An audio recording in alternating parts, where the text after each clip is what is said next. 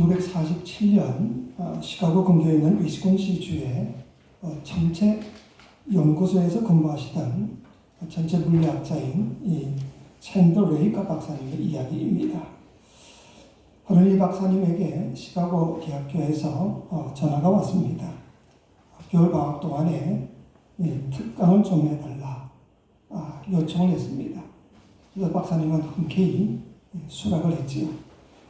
근데 몇 주 뒤에 다시 시카고 대학에서 전화가 오기를 이 특강을 듣겠다고 강의 신청을 한 학생이 2사람밖에 되지 않는다. 그러니 아마 폐강을 해야 되겠다. 강의를 하지 못할 것 같습니다. 그때 이 박사님이 이런 이야기를 했다고 합니다. 그 학생 수가 적은 것은 아무 상관이 없습니다.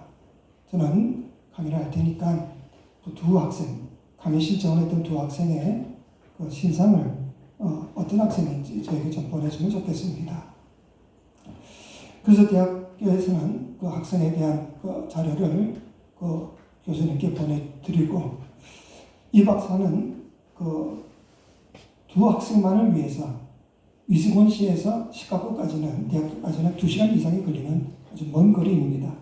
그럼에도 불구하고 매주 이틀씩 운전을 해 가서 아주 성심성의껏 강의를 하게 됩니다.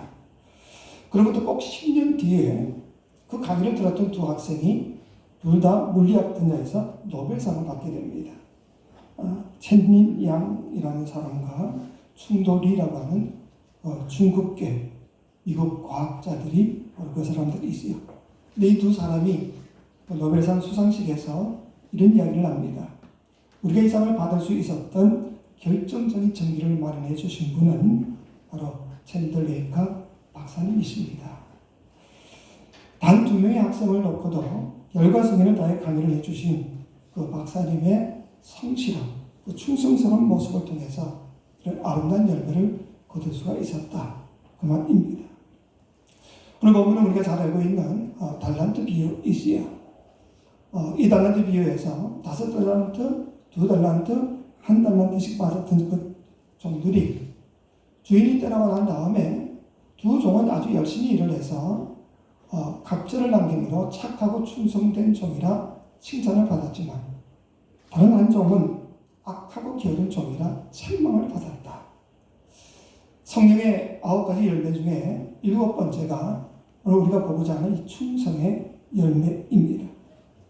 우리 모두가 한평생 예수를 믿고 주님 안에서 충성하고 헌신된 삶을 살다가 주님 앞에서 충성된 종이라 인정을 받기 위해서는 우리는 어떻게 살아야 할 것인가? 무엇이 우리가 하여금 충성된 종으로 만드는가? 오늘 우리는 이 본문을 통해서 반드시 그 해답을 찾을 수가 있어야 할 겁니다. 먼저 하나님께 충성된 자로 인정받기 위해서 가장 중요한 요소가 있는데, 그게 뭐냐? 바로 청지기 의식입니다. 다른 말로 하면 맡은 자의 의식. 여러분 본문 그 14절 소두에 보면 이런 말씀이 있죠. 우리 같이 다시 한번 봅시다. 시작. 또 어떤 사람이 타국에 갈 때 아멘. 자, 여기 보면 맡겼다라는 말이 나오고 있죠. 종들의 입장에서 보면 그들은 주인의 것을 맡아서 관리하는 관리자입니다. 맡은 사람입니다. 자신들이 주인이 아니라 주인의 것을 대신 맡은 자들입니다. 이렇게 맡은 자들로서 좋은 관리자가 되기 위해서는 어떻게 해야 되냐? 중요한 것은 그 주인의 뜻을 생각하는 거죠. 주인이 왜 나에게 이것을 맡겼을까? 주인이 이것을 가지고 내가 뭘 하기를 바랐을까? 그걸 먼저 생각할 줄 알아야 그 사람이 온전한 관리자가 될 수가 있는 겁니다. 얼마나 많이 받았냐, 적게 받았냐, 이건 중요한 게 아닙니다. 정말 중요한 것은 주인의 뜻을 따라서 그것을 잘 설명할 수 있느냐 없느냐, 이게 사실 중요한 거죠. 여러분, 1달란트 받았던 종이 왜 책망을 받습니까? 그가 책망받은 이유에 대해서는 성경에 구체적으로 잘 나와 있지는 않습니다. 하지만 중요한 힌트는 뭐냐? 19절에 보면 오랜 후에라는 단어가 나옵니다. 이게 보니까 오랜 후에 그 종들의 주인이 돌아와 그들과 결산할세, 주인이 떠나간 다음 오랜 시간이 흘렀습니다. 주인이 돌아온다고 하셨는데 시간이 가도 주인이 돌아오지 않는 겁니다. 그러다 보니까 이 한 달 렌트 받았던 사람은 아마 주인이 영영 돌아오지 않을 수도 있겠다. 아마 그런 생각을 했던 것 같습니다. 그러니 자신이 맡았던 것에 대한 관심이 없었던 겁니다. 더 이상 자신이 맡았던 것에 대해서 관심을 기울이지 않고 있다. 이런 추측을 가능할 수 있었던 그 이유가 뭐냐? 여러분, 본문이 포함된 이 마태복음 25장의 강조점이 무엇인가를 우리가 알 필요가 있습니다. 마태복음 24장과 이 25장은 기독교의 가장 중요한 핵심 사상인 예수님의 재림 사건을 다루고 있습니다. 승천하신 우리 주께서 다시 오신다 하는 그 약속을 믿고 그 약속에 대해서 우리가 어떻게 살 것인가를 기록한 것이 마태복음 24장과 25장입니다. 여러분, 우리가 예수께서 다시 오신다는 사실을 머리로 아는 것과 마음으로 믿어서 그것을 우리의 삶에 적용하는 것과는 천지 차이입니다. 절대로 같을 수가 없습니다. 여러분, 주님이 다시 오셔서 이 세상을 심판하시고 내 삶을 심판하신다고 한다면, 그 사실을 내가 정말 믿는다고 한다면 그 결산할 날을 위해서 우리가 매일매일 주님 앞에서 좀 더 진실하게 성실하게 살아야 하지 않냐, 그 말이죠. 여러분, 우리가 왜 제 멋대로 삽니까? 왜 제 성이나 어른대로 그렇게 막 살고 있습니까? 이렇게 살다 죽으면 모든 것이 끝난다. 죽으면 다 끝나지. 그 위에 뭐가 더 있겠어? 그런 생각을 가지고 있기 때문이 아니냐, 그 말이지. 여러분, 우리 기독교의 신앙을 종말론적 신앙이라고 이야기합니다. 종말론적 신앙이 뭐냐? 세상에 끝이 오니까 보따리 다 싸들고 집을 나와서 산에 올라가서 기도만 하자. 그게 결코 아닙니다. 성경에서 강조하고 있는 그 종말론적 신앙의 핵심이 뭐냐? 주님이 언제 다시 오실지 아무도 모른다는 겁니다. 그날이 오늘 이 시간일 수도 있습니다. 주님이 지금 당장 오늘 이 시간에 오셔서 내 삶을 심판하시고 결산할 수도 있다. 그렇기 때문에 오늘 오실 수 있는 그 주님 앞에서 내가 부끄럼 없이 내 인생을 잘 결산할 수 있도록 늘 준비된 삶을 살아야 한다는 것, 이게 성경이 강조하고 있는 종말론적 신앙의 핵심임을 믿으시기 바랍니다. 주님이 지금 당장 내 삶을 심판하셔도 나는 부끄럼 없이 이렇게 살았습니다. 그런 준비가 되어져 있냐? 이게 기독교 신앙의 핵심이다, 이 말이죠. 그렇기 때문에 정말 중요한 것은 우리가 주님으로부터 얼마나 많이 받았냐, 적게 받았냐, 그게 아닙니다. 우리 모두는 다 주님께 빚진 자의 인생을 살고 있죠. 주님이 나에게 허락해 주셔서 내가 살고 있습니다. 내 생명, 내가 갖고 싶어서, 내가 남자로, 여자로, 또 이 땅에 태어나고 싶어서 태어난 사람 누가 있습니까? 주님이 나에게 허락하셔서 내가 지금 누리고 있지. 이 생명, 이 몸, 그리고 내가 누리고 있는 그 많은 모든 것들 다 주님이 나에게 허락하신 것입니다. 물론 상대적으로 많이 받은 사람이 있을 수도 있고 적게 받은 사람이 분명 있을 수도 있습니다. 하지만 단 한 번뿐인 이 삶의 기회는 누구에게나 다 공평하게 주어진 겁니다. 그래서 중요한 것은 이 삶의 기회를 가지고 내가 어떻게 살았느냐 하는 거지. 마지막 날 주님이 심판하실 때 얼마나 많이 받았느냐, 그걸 가지고 심판하시는 것이 아니라 나에게 주어진 그 모든 기회를 통해서 내가 어떻게 살았느냐, 어떻게 잘 사용했느냐, 그걸 하나님이 심판하신다, 이 말이죠. 어떤 사람에게는 뛰어난 재능을 가진 사람도 있을 수 있고요. 어떤 사람은 보통의 재능을 가질 수도 있습니다. 하지만 뛰어난 재능을 가지고도 별 볼 일 없는 인생을 사는 사람이 있는가 하면 자신에게 주어진 그 적은 재능을 가지고도 한껏 주의 영광을 위해서 풍성하게 사는 사람도 있더라, 이 말이지. 그렇기 때문에 결산하는 날에 두 종류로 분명히 나누어질 겁니다. 오늘 본문과 같이 한 부류는 착하고 충성된 종으로 인정받는 삶이 있을 테고, 또 하나는 악하고 게으른 종이라는 책망받는 인생도 분명히 있을 겁니다. 여러분들은 지금 어디에 속하실 것 같습니까? 무엇이 그 차이를 만든다고 생각하십니까? 저는 주님의 뜻을 행하고자 하는 이 청지기 의식이 바로 그 차이를 낳는다고 생각합니다. 그렇기 때문에 마지막 날 주님 앞에 서서 착한 된 종이라, 그 충성된 종이라, 착하고 충성된 종이라 인정받을 수 있도록 지금 내가 누리고 있는 이 모든 것, 내 인생의 참된 주인 되신 하나님께서 나에게 맡기신 것이라는 이 청지기 의식을 가지고 주님께서 나를 통해서, 나에게 주어진 이 모든 것을 통해서 무엇을 이루실까, 무엇을 이루기를 원하실까, 그 뜻을 늘 생각하며 살 수 있기를 주의 이름으로 축원합니다. 그리고 그 뜻에 순종하자는 거지요. 우리가 주님 앞에서 충성된 종이라 인정받기 위한 두 번째 조건이 있습니다. 그게 뭔가 하면 바로 신뢰의식입니다. 하나님을 믿자는 겁니다. 주님이 5달란트, 2달란트 받은 사람을 칭찬하면서 착하고 충성된 종이다, 그렇게 말했는데, 여기서 충성이라는 말은 피스토스라고 하는데 그 믿음이라는 단어와 비슷한 의미입니다. 믿음직스러운, 성실한 그런 의미입니다. 여러분, 우리가 살고 있는 이 시대는요, 많은 사람들이 쇼를 하며 산다, 몇 개씩 가면을 가지고 산다, 뭐 이런 이야기들을 많이 들어봤을 겁니다. 믿을 수 없는 시대입니다. 이런 시대를 살아가고 있는 우리들이 어떻게 정말 하나님이 믿을 만한 사람, 그리고 내가 주님 앞에 신실한 사람이 될 수 있을까? 본문에 말씀한 이 충성된이라는 말은 성실하다는 의미인데, 사실 이 성실성은요, 앞으로 내가 성실하게 살아야지 결단한다고 시작될 수 있는 것이 결코 아닙니다. 성실하신 하나님을 내가 진실로 신뢰하고 믿고 고백하는 데서부터 시작될 수가 있는 겁니다. 우리 하나님은 성실하신 하나님이십니다. 그분은 그 성실하심으로 이 우주 만물을 한 치 오차도 없이 운행하시고 섭리하시는 분이십니다. 그리고 우리를 부르실 때에도 바로 우리에게 성실한 사명들을 각각 맡겨주셨습니다.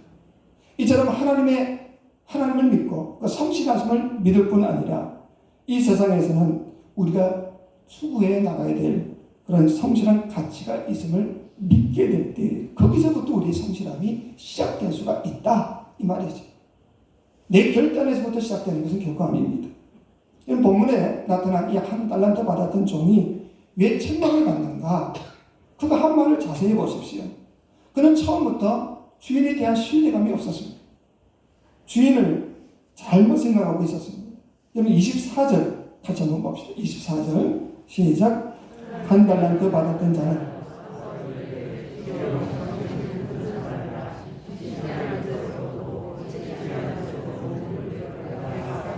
아멘. 자, 여기 보면 주여 당신은 굳은 사람이다.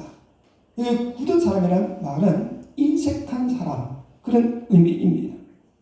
왜 1달란트 받은 자가 주인을 인색한 사람이라고 잘못 생각했는가? 그건 아마도 어떤 사람은 5달란트를 주고 어떤 사람은 2달란트 줬는데 자기에게는 왜 1달란트를 주냐? 나를 못 믿어서 그러냐? 불공평하다, 그런 마음을 가졌다 하는 것입니다. 근데 여러분, 오늘 본문에 나온 이 금 1달란트라는 양은요, 절대로 적은 양이 아닙니다. 그 당시 이 금 1달란트라는 것은요, 한 사람이 20년 동안 그냥 아무것도 하지 않고도 먹고 살 수 있는 그런 양의 굉장히 큰 액수입니다. 만약 여러분에게 20년 동안 아무 일도 하지 않고 그냥 먹고 살 수 있는 돈이 있다 그러면 그 양이 얼마나 크다는 것을 아마 느껴볼 수가 있을 겁니다. 그런데도 이 종은 나에게 큰 액수를 맡겼구나, 이런 생각을 갖지 않고 주인이 나를 못 믿어서 나에게 이렇게 적은 액수를 줬다, 그렇게 원망하고 불평했다 하는 거죠. 불평은 어디서부터 비롯되냐? 비교하는 데서부터 시작된다. 잘 알고 있지. 저 사람은 달란트 주고 5달란트 주고 저 사람은 2달란트 줬는데 왜 나는 1달란트야? 그 비교하는 그 자세가 바로 자기 인생을 비참하게 만든다, 그 말이지. 비교를 하면 불평이 생기게 되고 불평하기 시작하면 한이 없습니다. 여러분, 1달란트 받은 종이 액수로 불평을 했다 그런다면 2달란트 받은 사람도 불평해야죠. 5달란트를 비교했다 그런다면. 그런데 이 2달란트 받았던 사람은 비교하는 흔적이 없습니다. 불평하는 흔적이 없습니다. 5달란트를 받았던, 누가 몇 달란트를 받았던 그 그건 전혀 상관치 않았다는 거지. 그저 자기에게 맡겨주신 것에 대해서 감사하고 그리고 그것을 가지고 열심히 일했다. 성경은 그렇게 기록하고 있지 않습니까? 주인이 자신에게 무엇을 맡겨주셨든지 간에 그저 감사히 여기고 그 주인의 뜻에 합당할 수 있도록 그렇게 사는 것이 바로 충성스러움이고 바로 그게 성실함이다 하는 거죠. 신명기 34장 4절에 보면 모세는 하나님께 대해서 이런 고백을 합니다. 그는 반석이시니 그가 하신 일이 완전하고 그의 모든 길이 정의롭고 진실하고 거짓이 없으신 하나님이시니 공의로우시고 바르시도다. 하나님은 진실하시고 거짓이 없으시다. 이 말은 영어로 하면 faithful이라고 믿을 만한 성실한 그런 뜻입니다. 성실하신 그 하나님에 대한 믿음의 고백이 있었던 이 모세는 하나님에 대한 이런 신실한 믿음을 가졌기 때문에 하나님께 인정을 받고요. 그 일을 감당할 수가 있었더라. 이 뜻입니다. 그럼 처음에 하나님이 모세에게 내 백성을 좀 이끌어내라 이야기했을 때에 모세가 얼마나 많이 뺍니까? 하나님, 난 말도 잘 못하고 혀도 뻣뻣하고 그리고 내가 가서 아무리 이야기해도 내 백성들이 절대 들어주지도 않을 겁니다. 그래서 하나님이 어떻게 합니까? 내가 아론을 붙여주마. 아론을 통해서 이끌어가라. 그래서 결국은 모세가 순종하게 되는데 사실은요. 민수기 12장 7절에 보면 이런 말씀이 기록되어 있습니다. 그는 모세는 내 온 집에 충성함이라. 다시 말해서 이미 모세는 하나님께 인정받는 그런 사람이었다. 그 말이지. 무엇으로 인정을 받았냐? 내 집에 충성함이라. 성실하고 신실한 일꾼이다. 그 이유는 하나님에 대한 신실한 믿음이 있었기 때문이다. 바로 이것이다. 믿을 사람이 없는 이 세상 가운데서 성실하신 하나님을 믿고 하나님의 삶의 계획과 하나님의 그 모든 일들에 대한 확실한 믿음을 가지고 있으면 그 사람이 바로 주님 앞에서 신실한 일꾼이 될 수가 있고 충성스러운 일꾼이 될 수가 있다. 그런 하나님을 믿는 사람이기에 그 삶 역시 동일하게 성실할 수밖에 없다. 바로 이 이야기입니다. 여러분, 우리 인생은 크게 두 부류로 나눌 수가 있죠. 한 부류는 소유를 위해서 사는 사람이고 다른 한 부류는 존재를 위해서 사는 사람이다. 에릭 프림이라는 사람이 바로 소유야 또는 존재냐 그렇게 외친 것과도 같은 이치입니다. 많은 사람들이 이 땅에 살고 있는 많은 사람들이 소유를 위해서 살고 있습니다. 더 많은 물질을, 더 많은 소유를, 더 많은 무슨 재산과 그리고 뭐 권한과 명예와 이런 것을 위해서 물불가리지 않고 살고 있습니다.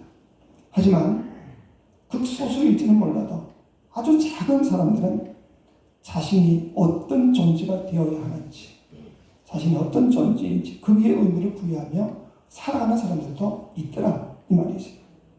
여러분, 오늘 본문에서 5달란트와 2달란트 받았던 이 사람들은 그 주인이 칭찬했던 그 이유가 꼭 그들이 많이 남겨서 이유를 남겼기 때문에 칭찬했다. 그렇게 생각하면 안 됩니다. 물론 그들이 남긴 것은 대단한 것이요. 하지만 그보다 더 중요한 것은 그 주인이 그의 삶의 자세, 그 삶의 태도를 보며 칭찬했다고 저는 생각합니다. 여러분, 본문을 자세히 한번 보십시오. 그 주인이 이 칭찬했던 그 이유가 뭐냐? 21절에 보면 처음 이렇게 이야기하죠. 착하고 충성된 종아. 착하고 충성된 종아. 그 종의 업적이나 무슨 결과를 칭찬하는 것이 아니라 많이 남겼다고 칭찬하는 것이 아니라 그 자체가 착하고 충성된 종이다. 그 태도와 인격과 그 사람의 존재 자체를 지금 칭찬하고 있습니다. 심판날에 우리 주님께서 우리를 심판하실 때에 우리의 삶의 결과를 가지고 심판하신다고 여러분 생각하십니까? 결코 그렇지 않습니다. 주님이 우리를 심판하실 때는 어떤 과정을 통해서 어떤 자세로 살아왔는지, 그래서 우리가 어떤 존재로 성숙한 그런 모습으로 살아왔는지 바로 그것을 심판하지 않을까 저는 그렇게 생각합니다. 여러분들이 마지막 날 주님 앞에서 심판받을 때 주님 내가 교회 이렇게 섬겼습니다. 헌금을 해서 교회를 이렇게 지었습니다. 내가 이렇게 봉사했습니다. 그걸 가지고 칭찬하실까? 결코 그렇지 않다는 거지. 우리 존재 자체가 주님이 심판의 대상을 삼는다 이 말이지. 그렇기 때문에 우리는 매일매일 우리는 성실하게 살아야 한다 하는 거지. 우리 교회가 100년이 됐든지 200년이 됐든지 무슨 큰 건물이 있나 없나 또는 얼마나 많은 성도들이 출석하고 있나 이런 걸 보시는 것이 아니라 비록 초라한 시골 교회라 할지라도 적은 숫자가 모인다 할지라도 우리 종교의 성도 한 사람 한 사람이 하나님 앞에서 어떤 신앙의 자세로 어떤 존재가 되어가고 있는가 하나님이 이걸 더 귀히 여기심을 믿으시기 바랍니다. 저는 이 사실을 분명히 믿고 있습니다. 하나님이 그러면 칭찬하신다고 그러면 저기 영락교회나 그런 교회 성도들은 엄청난 칭찬을 하시고 몇 명 모이지 않는 개척교회는 하나님이 책망하실까? 결코 그런 하나님은 아니시다 이 말이지. 주님이 칭찬하신 그 다음 내용을 보면 내가 적은 일에 충성하였으며 내가 많은 것을 내게 맡기리니 내 주인의 즐거움에 참여할지어다. 21절에 그렇게 기록되고 있죠. 여러분 금 5달란트는요. 아까도 얘기했듯이 한 사람이 100년을 아무 일도 하지 않고 먹을 수 있는 어마어마한 돈입니다. 5달란트를 가졌던 사람이 또 5달란트를 남겼다 그러면 200년 동안은 정말 아무것도 안 하고 먹고 살 수 있는 어마어마한 돈이지요. 저 같으면 이런 종이 있다고 그런다면 저는 아마 그렇게 칭찬했을 겁니다. 야, 너 참 대단하구나. 내가 맡긴 것도 클지 몰라도 너가 남긴 그 자체는 참 어마어마하게 많이 남겼고 넌 참 대단한 종이야. 그런 칭찬을 할 만도 한데 오늘 본문에 보면요. 주인이 뭐라고 이야기합니까? 너가 적은 일에 충성했다. 그뿐입니다. 한 사람이 100년 동안 아무 일도 하지 않고 먹고 살 수 있는 그 어마어마한 그런 것을 남겼음에도 불구하고 주인의 관점에서는 그건 그냥 적은 일이다. 이게 바로 사람의 관점과 하나님의 관점의 차이입니다. 사람들은요, 무슨 큰 일이라고 생각되는 일을 맡으면 우쭐대고요. 사람의 기준과는 전혀 다른 기준을 가지고 계십니다. 사람들이 생각하기에 하찮은 것이라 할지라도 하나님들에서는 엄청나게 귀하게 여기실 수도 있고 사람들이 생각할 때 엄청나게 큰 것이라 할지라도 하나님들에서는 작은 것이라고 생각할 수도 있습니다. 그럼 과거의 역전주님을 주님은 귀하게 여기지 않았습니까? 그저 많은 사람들이 보는 데서 큰 것을 둥그렁거리며 넣는 사람이 아니라 작은 것이 자기의 전부를 바친 그 사람을 하나님 귀하게 여기셨습니다. 누가 진정한 봉사를 했는지 이 여부는 그가 얼마나 중요한 자리에서 얼마나 큰 일을 했느냐 하는 것보다는 그 자리를 물러난 이후에 그의 삶이 어떠한 것인가를 보면 알 수가 있는 겁니다. 은퇴의 삶을 보면 그가 그 직책을 위해서 일했는지 아니면 진정한 소명을 가지고 일했는지 드러날 수가 있는 거죠. 저는 그런 의미에서 그 대통령직에서 그만두고 나온 그 이후에 더 많은 칭찬과 존경을 받고 있는 이 지미 카터 대통령이 그 집사님이 참 존경받을 만하다. 저는 그렇게 생각을 합니다. 한 기자가 지미 카터의 퇴임 후 생활을 소개하면서 이런 유명한 기사를 썼지요. 그는 아마도 백악관이 목적이 아니었던 유일한 대통령이었을 것이다. 여러분, 정치인의 최종의 목표가 뭡니까? 내년에 대통령 선거가 있지만 다 대통령직으로 생각을 하고 있습니다. 하지만 이 지미 카터는 하나님과 사람을 섬기는 것을 자신의 삶의 목표로 삼았던 사람입니다. 그리고 그 과정 속에서 대통령직은 하나의 자리에 불과할 뿐이었다 하는 거죠. 그러니 백악관을 떠난 이후에 자기의 삶의 목적이 다 끝났다 그렇게 말하는 게 아니라 여전히 그의 삶의 목표는 계속되고 있다 이 말입니다. 대통령직에서 내려와서 고향으로 돌아가서는 그 시골 작은 교회의 한사로서 매일 주일학교 학생들을 가르치고 섬기고 한 달에 한 번씩 부인 로자닌 여사와 함께 교회 청소를 꼭 하고 그리고 집 없는 사람들을 위해서 집을 지어주는 헤비타트 사역에도 참석을 하죠. 그리고는 시간을 내서 같은 연구소에 나가서 공부도 하고 있습니다. 그렇기 때문에 국제적인 분쟁이 일어날 때마다 그 나이 많은 90이 넘은 그 노인네를 여기저기서 좀 와달라고 요청하고 있지 않냐. 이유가 뭐냐? 카트 같으면 아주 객관적이고 중립적인 중재자가 될 수 있다고 생각하기 때문에 그렇습니다.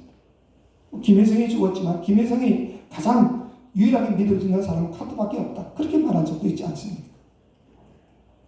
날이 갈수록 그 삶의 빛이 더 아름답고 감동을 주는 그 삶의 비밀은 뭐냐? 업적이나 소유가 아니라 바로 그 존재 자체 때문이다. 바로 그 말입니다. 그렇기 때문에 우리에게 필요한 것은 내가 주님 앞에서 어떤 존재가 되어가냐. 이게 사실 중요하다 하는 거죠. 도미닉 피자와 또 미국 프로야구 디트로이트 타이거스의 구단주였던 그 토마스 모넥의 이야기를 읽은 적이 있습니다. 이 사람 젊은 사업가로서 회사를 키워서 당대 최고의 부자가 되겠다는 야망이 있었습니다. 그래서 마침내 그 모든 것을 이루어내지요. 근데 어느 날 자신의 삶에 대해서 회의감을 느끼게 됩니다. 이유는 뭐냐? 독실한 기독교 신자인 자기 친구가 전해준 C.S. 루이스의 책을 읽고 감동을 받고 내 삶이 이게 전부가 아니구나. 그걸 깨닫거든요. 그 당시에 자기의 집을 짓고 있던 그 27에이크, 그게 뭐 얼마 정도인지 저는 상상이 안 되지만 미국에서 가장 큰 교회도 2에이크가 넘지 않는다고 합니다. 그런데 27에이크에 자기의 집을 화려하게 짓고 있었습니다. 그래서 그 사업을 다 중단시켜버리고 거기에다가 이 구세사업 장학재단 건물을 짓도록 합니다. 그리고는 자신이 살던 그 집도 다 팔아버리고 아주 작은 집으로 이사를 하고 난 다음에 시카고 트리뷴지 기자와의 인터뷰에서 이런 이야기를 했다고 합니다. 나는 살던 집보다 더 작은 집으로 옮겼습니다. 또 우리 회사는 앞으로 전과 같은 방법을 쓰지 않기 때문에 이익이 조금씩 줄어들지도 모릅니다. 그렇지만 나는 지금까지 전혀 느껴보지 못한 행복을 느끼고 있습니다. 나는 이것을 존재의 행복이라고 말하고 싶습니다. 소유는 신기루 같은 헛된 환상을 약속합니다. 그것은 사실 행복이 아닙니다.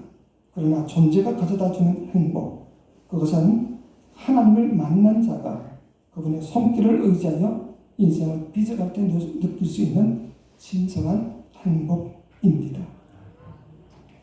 언젠가 우리 모두는 다 반드시 주님 앞에서 내 인생을 결산할 날이 올 겁니다. 한 번 죽는 것은 당연히 지고 그 이후에는 주님 앞에서 내 삶을 반드시 결산할 날이 올 겁니다.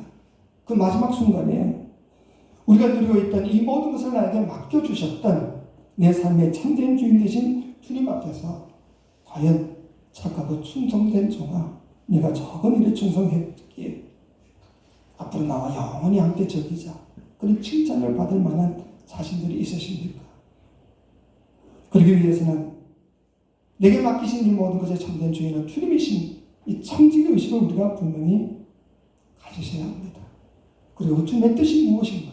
나에게 맡기신 이 모든 것을 가지고 주님이 무엇 하기를 원하실까? 그 의식을 분명히 가지고 내가 가진 최선의 힘을 다해서 충성해야 합니다. 하나님을 신뢰하는 그 믿음을 가지고 성실하고 아름다운 삶을 내가 살아야 하지 않냐. 주님 앞에 설날을 준비하는 마음을 가지고 그리고 주에 대한 온전한 믿음을 가지고 내가 성실히 살아가게 된다면 우리 모두가 다 주님 앞에서 이런 칭찬을 분명히 받을 겁니다. 이런 귀한 충성의 열매가 내 삶 속에 계속 맺어질 수 있기를 주의 이름으로 축원합니다. 살아계신 아버지 하나님, 우리에게 생명 주시고 이런저런 여러 가지 많은 것을 허락하신 그 이유는 하나님의 선하신 뜻을 이루기 위함인 것을 깨달게 도와주옵소서. 그리하여서 내 소견에 오른 대로 행할 것이 아니라 주의 뜻에 순종하며 그 뜻과 영광을 위하여 힘써 충성할 뿐 아니라 신실하신 하나님을 믿는 그 성실함 속에서 최선을 다해 살아가는 우리 모두가 되게 도와주옵소서. 예수님의 이름으로 기도하옵나이다. 아멘.